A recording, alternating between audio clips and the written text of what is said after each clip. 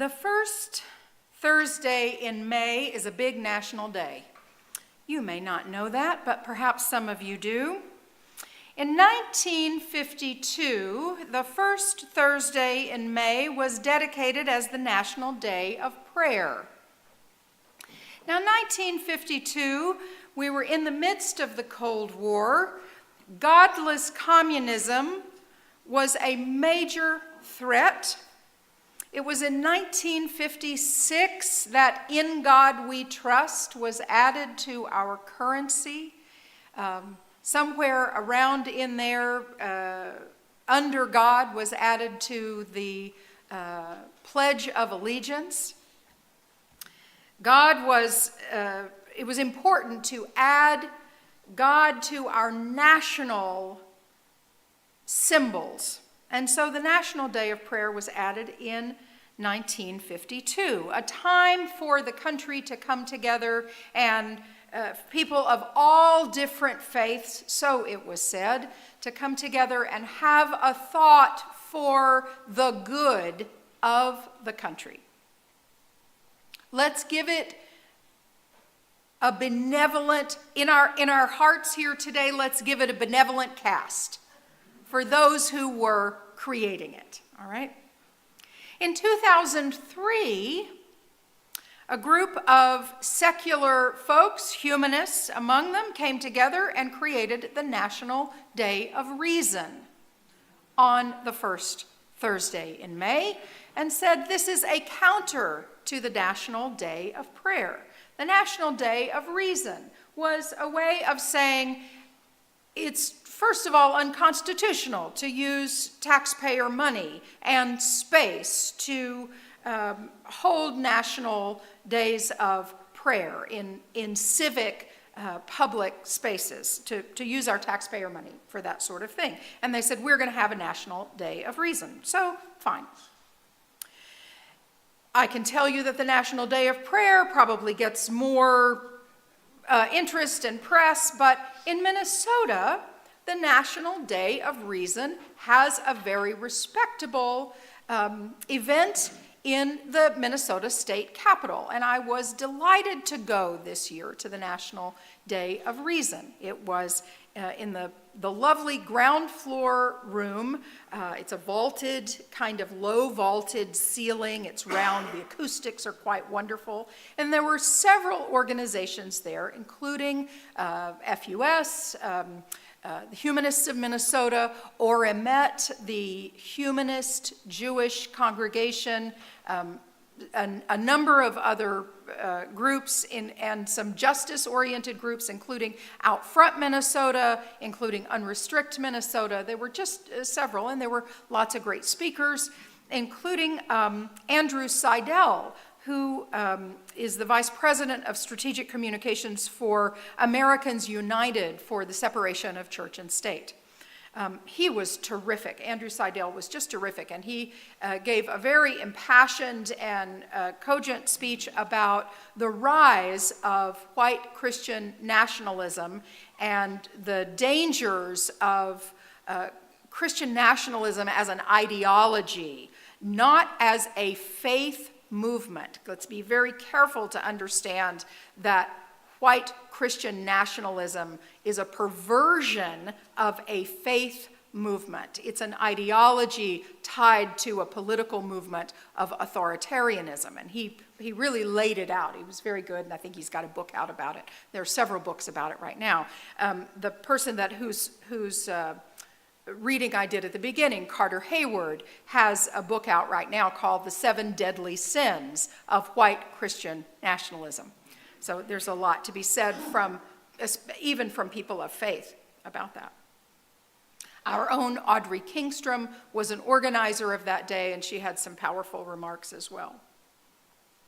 But something that morning stuck in my craw. There was one fellow from one organization, I can't remember which one, who got up and said, to begin his remarks, "Nothing fails like prayer." Nothing fails like prayer. And that just kind of ticked me off a little. I just thought, why'd you have to do that? If we can't have a positive message without denigrating other folks for what they do, what's our point? I got it. I got why he did it. It was sort of an insider crowd. He got a laugh. It was a laugh line. But it felt like a cheap laugh to me, and I've thought about it since, and I've thought about how I don't want us to be those kind of humanists. And I think for the most part, we are not. This congregation itself has changed quite a bit from a kind of crusty humanism to a happier humanism. Listen till you laugh. See?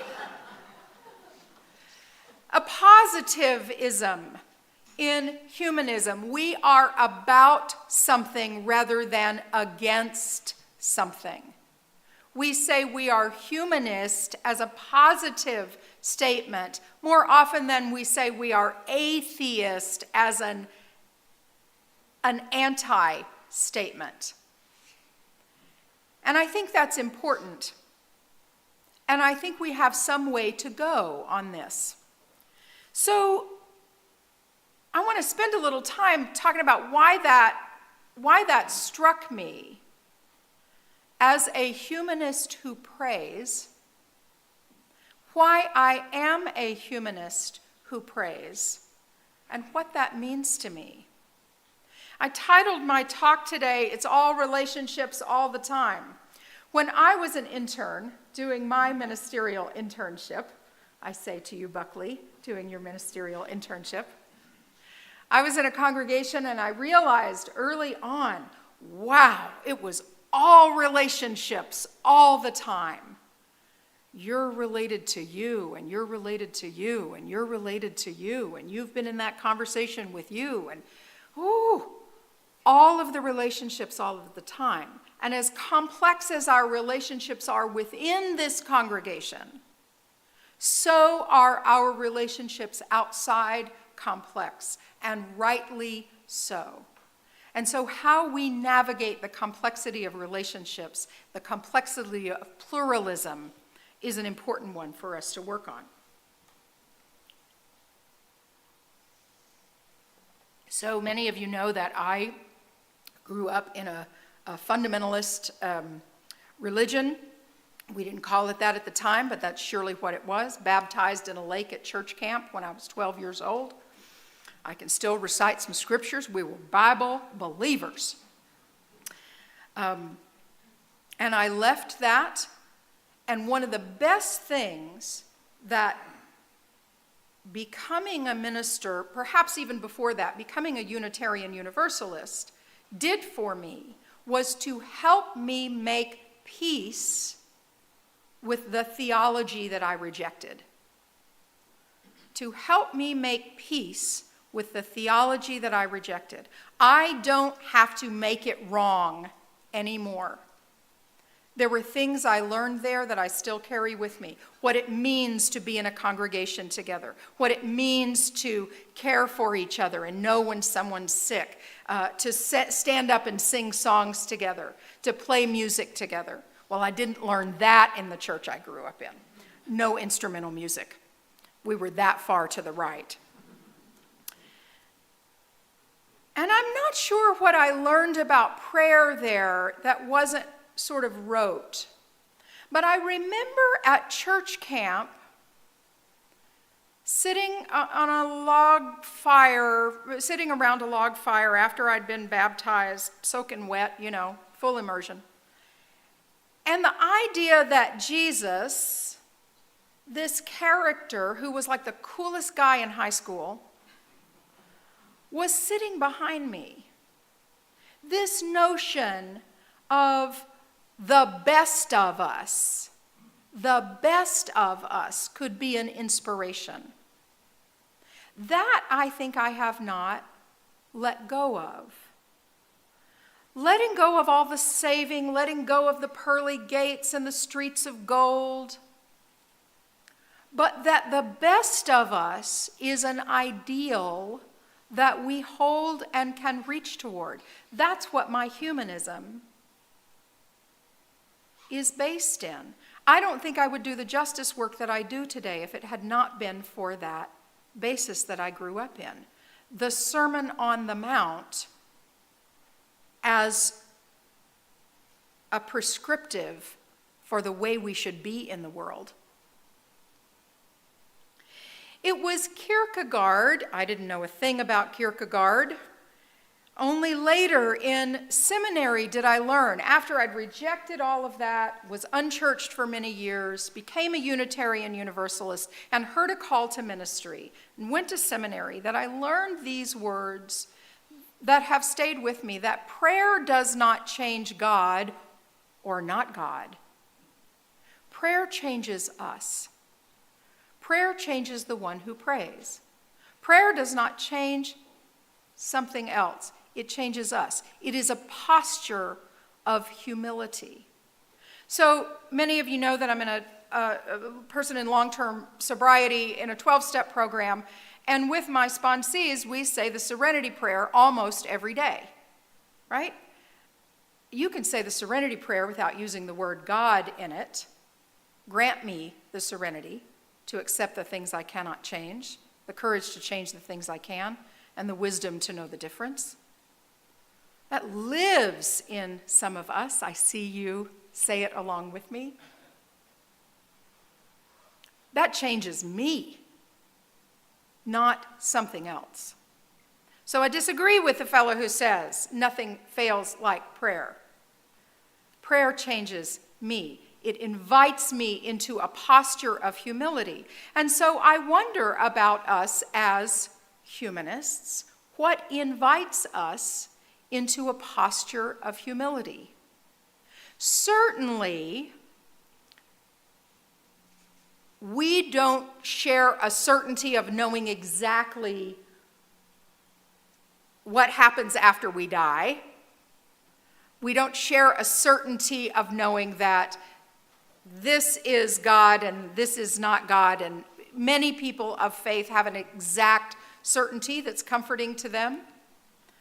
I think we're humble in that way. We're humble in the understanding that the scientific method unfolds, that truth and evidence is unfolding. There is humility to know that what we know now is not all that will be known.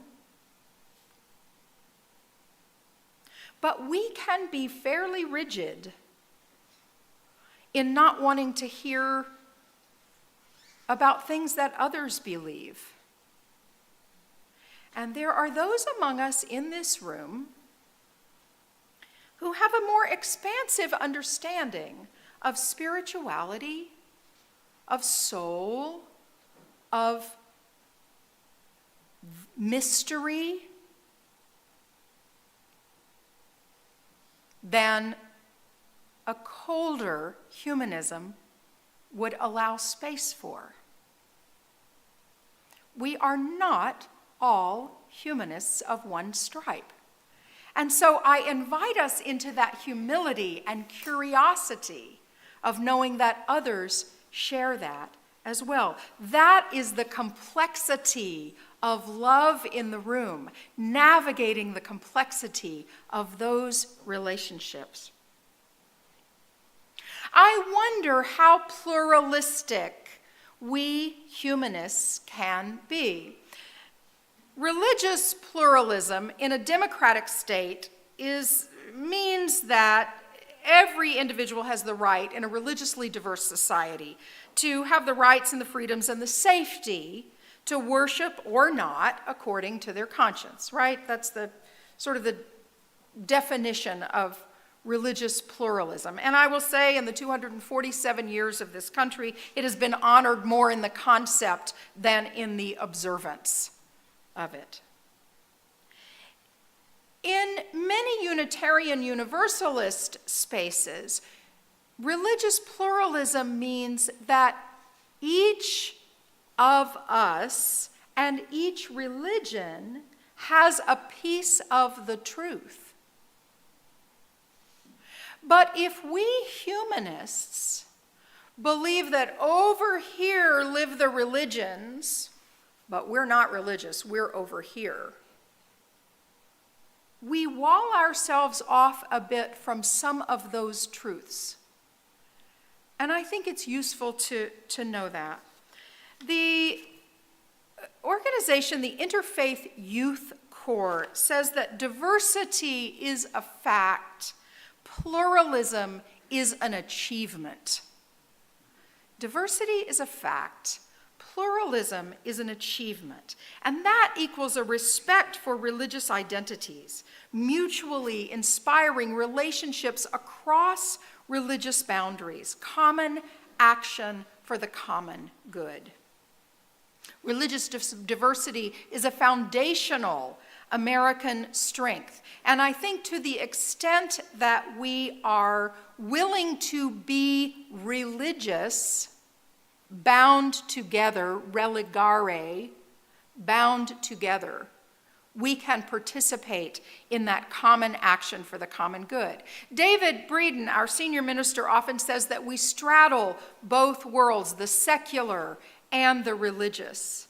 Many of us tend more to the secular side. I'm hopeful that we can strengthen our religious muscle so that we can participate with the very good work that people who claim themselves as religious are doing. I'll just say to you that I was at an event on Friday night. I went to a bonfire that was hosted by one of our congregants. We were meeting some trans folks. It was a trans welcome space. And there were a couple of women there who said to me, "Wow, gee, you look familiar. Do I know you?" And we identified that we had been at the Capitol at the same time on one of the many rally days, one of the many lobby days this year. And one of them was from a very secular, non-religious background, and one of them was deeply committed as a Christian. And we were both there, we were all three there, lobbying for trans rights. And so I dare not make assumptions about what brings someone to a space to lobby out of their values, or that their Christianity is opposed to the same work that I've shown up to do. My colleague, the Reverend Kristen Grashel-Smith, says, "I call the person who shouldn't ever be exposed to theology they don't agree with as theologically fragile." Sometimes I'm theologically fragile. I want to build up the muscle of curiosity and courage so that I can be present and curious with people whose identities and theological commitments don't line up with mine, so that I can ask questions about where we do have intersections, what we can find together.